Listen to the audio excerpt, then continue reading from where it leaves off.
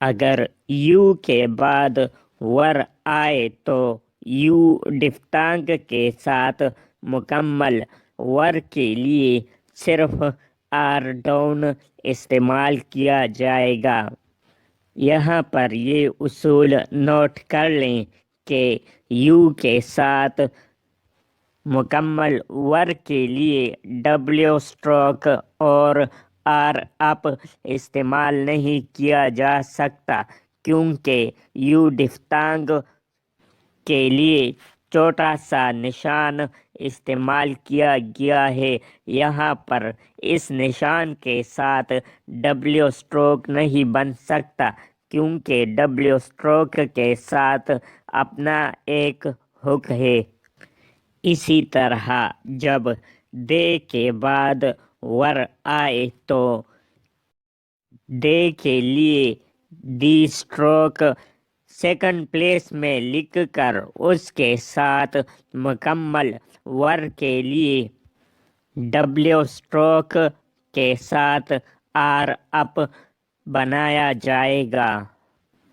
اگر دے کے علاوہ ور کسی بھی اسٹروک کے بعد آئے تو مکمل ور کے لیے صرف آر ڈاؤن استعمال ہوگا۔ اگر آپ کو مکمل ور کے لیے الفاظ کے ساتھ آر ڈاؤن یا ڈبلیو اسٹروک کے ساتھ آر اپ لگانے میں دشواری کا سامنا ہو تو آپ ور کے لیے یہ اسٹروک پہلے لفظ سے علیحدہ بھی لکھ سکتے ہیں، مگر شارٹ ہینڈ اصول کے مطابق ور کو پہلے لفظ کے ساتھ شامل کیا جاتا ہے۔ اسی طرح یہاں پر فریزوگرافی کا آغاز سیکنڈ پلیس ڈفتانگ یو سے ہوا ہے اور یو کے بعد ول آیا ہے، لہذا یہاں پر یو ڈفتانگ کو لائن کے ساتھ ٹچ لکھا گیا ہے اور یو ڈفتانگ کے ساتھ ول کے لیے ایل اسٹروک استعمال ہوا ہے۔ جبکہ یہاں پر فریزوگرافی کا آغاز تھرڈ پلیس لفظ اف سے ہوا ہے اور اف کے بعد یو ول بی الفاظ آئے ہیں، لہذا تھرڈ پلیس اصول کے مطابق پہلا اسٹروک اف جو کہ اف کے لیے استعمال ہوتا ہے، اس کو لائن کے ساتھ کراس کیا گیا ہے۔ جہاں پر اف ختم ہوا ہے وہاں پر اف اسٹروک کے ساتھ یو ڈفتانگ کو شامل کیا گیا ہے۔ جہاں پر یو ڈفتانگ ختم ہوا ہے وہاں سے ول کے لیے ایل اسٹروک کو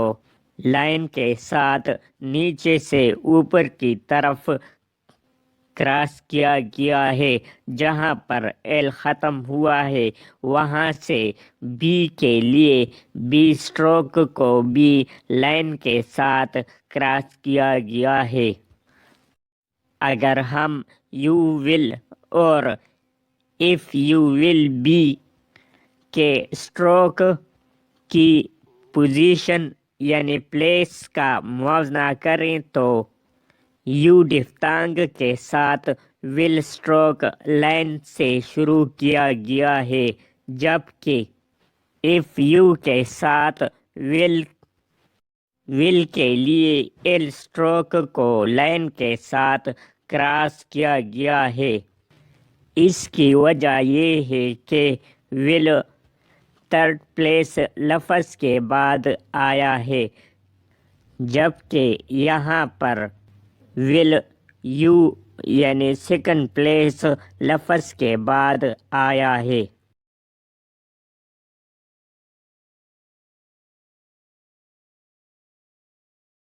جب کسی فقرے کے شروع میں ایچ ای یعنی ہی آئے یا کسی فقرے کے درمیان میں ہی اکیلے بولا جائے تو ہی کے لیے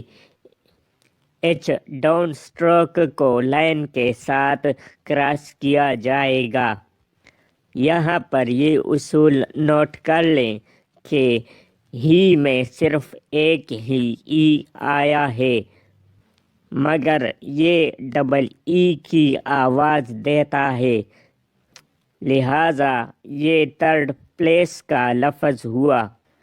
اگر فریزوگرافی میں ہی کے بعد میں آئے تو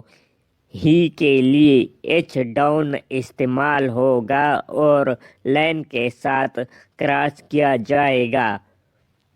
جبکہ میں کے لیے ایم اسٹروک کو ایچ ڈاؤن کے ساتھ شامل کیا جائے گا۔ اگر فریزوگرافی کے اندر ہی آئے، یعنی ایسے الفاظ جو شارٹ ہینڈ میں ایک دوسرے کے ساتھ اکٹھے لکھے جائیں اور ان کے اندر ہی آئے، تو ایسی صورت میں ہی کے لیے ایچ ڈاؤن استعمال نہیں ہوگا، بلکہ مکمل ہی کے لیے ایک ٹک کا نشان 90 درجے زاویے پر ان الفاظ کے ساتھ شامل کیا جائے گا۔ نیز یہ اصول یاد رکھیں کہ ایف اسٹروک کے ساتھ دی کے لیے ٹک کا نشان تقریباً 80 سے 85 درجہ زاویے تک لکھا جائے گا، جبکہ ایف اسٹروک کے بعد ہی کے لیے ٹک کا نشان 90 درجہ زاویہ پر بنایا جائے گا۔ اگر کسی فقرے میں مچ اکیلے بولا جائے تو مچ کے لیے چھ اسٹروک کو فرسٹ پلیس میں لائن سے اوپر لکھا جائے گا، کیونکہ مچ فرسٹ پلیس شارٹ فارم ہے، مگر جب ٹو کے ساتھ مچ اکٹھا بولا جائے تو ٹو کے نشان کے ساتھ مکمل مچ کے لیے ایم اسٹروک اور چھ اسٹروک کو لکھا جائے گا۔ اسی طرح سو کے ساتھ بھی مچ آیا ہے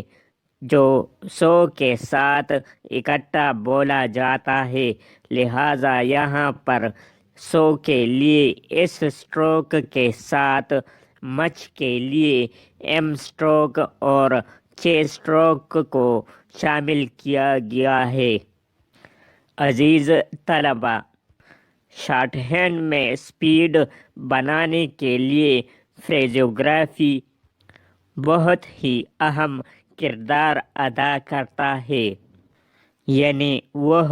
زیادہ سے زیادہ الفاظ جو شارٹ ہینڈ میں اکٹھا لکھنا آسان ہو۔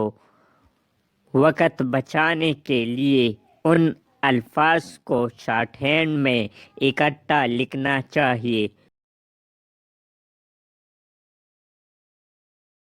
وآخر دعوانا ان الحمد للہ رب العالمین۔